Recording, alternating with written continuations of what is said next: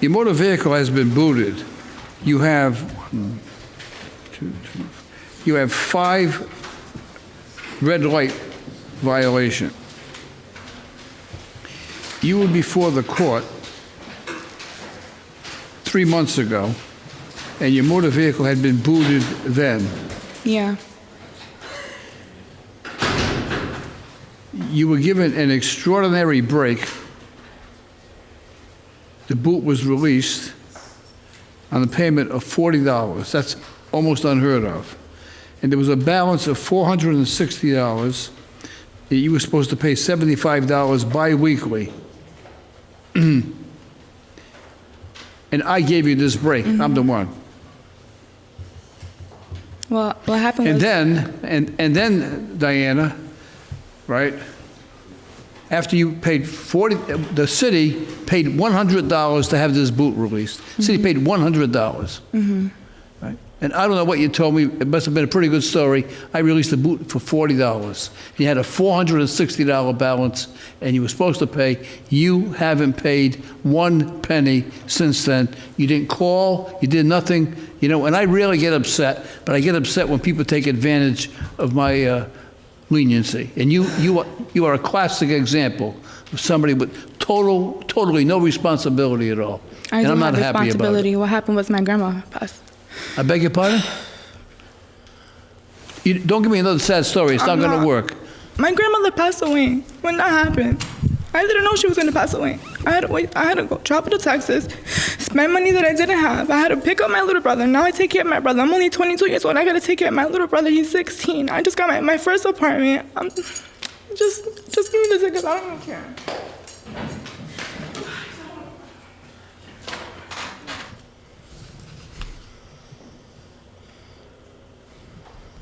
Get back over here.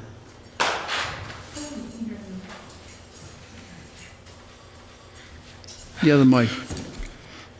Let's start again. Why didn't you call the court? Because I just had a lot going on.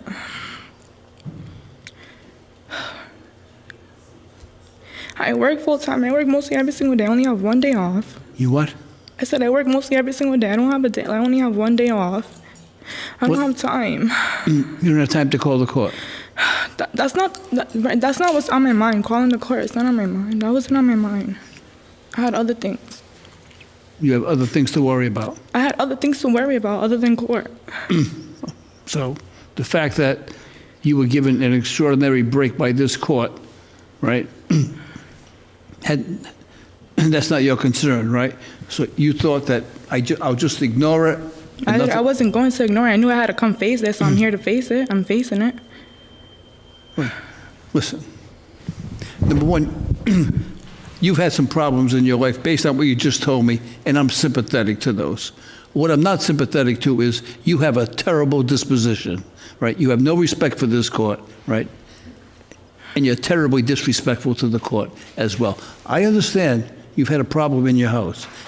Believe me, I am very sympathetic to that. You got a terrible attitude. You need an attitude readjustment. And I'm not, anyone else who had the same problem with a good attitude, I might take into consideration, but you don't have a good attitude. And I gave you a big break the last time. So accept my sympathy on your grandmother's passing away, but you're not getting a break this time. I'm going to reinstate the previous judgment. You owe $60 on the boot fee you didn't pay.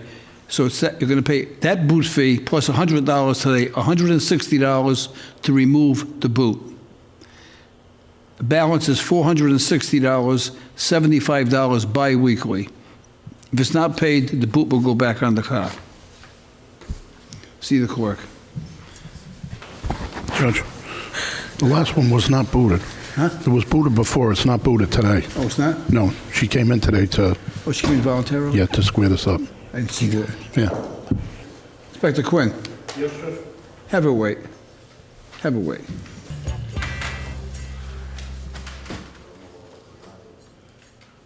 Have you calmed down? Mm-hmm. I was waiting for you to escape. I wanted to, but... All right. I was mistakenly informed that there was a new boot on the car, which upset me a great deal because I figured you just was, No, I don't have, there's no boot on the car. that there was complete and total disregard for the court, that you were not coming back. But I've been informed that you came back voluntarily. Right, so you're here voluntarily, which means you came back with a lot of money, right? No, I just came back to, I have to pay, but I want to I don't know. Tell me, why did you come in today? Because everything is falling kind of back into place, so I'm ready to pay, like start paying. You came in because you want to get on a payment plan. Yes, because everything is going back to kind of normal now. All right, and you don't want the car to get booted again. Yeah. All right, so you come in today to say, listen, Judge, I may appear to have a bad attitude, but I really don't. Is that what you want to tell me? Yeah. In fact, you have a good attitude, right? Yeah. Right now you do. Yes. All right. She's even smiling. Tell me about your grandmother. Okay, so my grandma raised me all the way till I was 12, and then she moved to Texas. She lived there for like 8 years, and then she actually took my little brother with her, so she was raising my brother as well, like in Texas. I moved with my grandma 2 years ago. I only lasted 2 months because I didn't like it. I came back to Rhode Island. I didn't know my grandma was sick. She was, but she didn't tell me. So that's the reason why she wanted me to live with her, but I didn't know.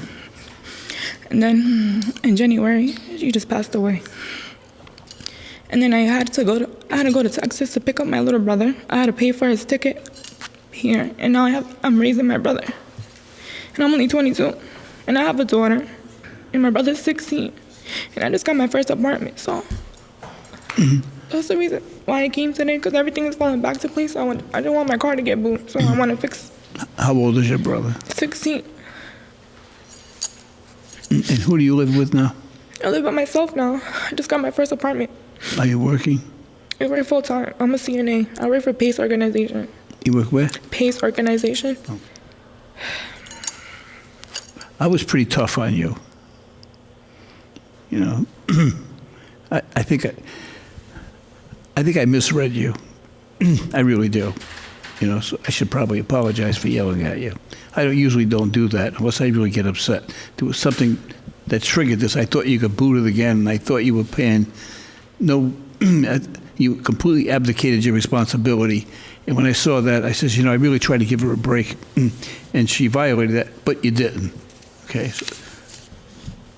So we're going to see what we can do to help you. Okay. What kind of a payment plan do you want to make? The same one it's okay, the same one that I had before. The 75 every 2 weeks, because I get paid every 2 weeks. Okay, here's what I'm going to do. I'm going to reinstate the $460 balance. I'm going to order you to pay $25 every 2 weeks. Okay. If you do that for 16 weeks, which means if you make 8 payments, okay, I'll dismiss the balance. Okay. Okay? Thank you. So I'm not going to put too much of a burden on you, okay? It's going to be, you think you can pay 45, pay 25. Okay. But I want you to show some responsibility that you're living up to what you were supposed to do. So instead of 460, and I knocked that down because it was $935 the last time you came in. I knocked it down to 460. I'm going to knock it down even further this time. But I want you to show me that you can do it, okay? 25 every 2 weeks. Okay. Right? And if you do that after 8 payments, I'll dismiss it. Okay. And you're going to come in and see me then, right? Yes. I'll bring my brother. You're going to bring your brother too? Mm-hmm. Yeah. Bring him in. I'll have him up here to help me decide a case. Maybe you can help me on your case. How's that? Yeah. Okay, I'll be here on August 12th. Okay. Okay? You're going to come down and see me? Yes. You're going to bring me some coffee? Maybe. No coffee and muffin? I mean, it's going to be hot. You want an iced coffee? No. I'm not asking you to bring me anything. At least we got it to smile now. All right, Diana, good luck to you. Right? We're rooting for you. Thank you. All right, have a good day.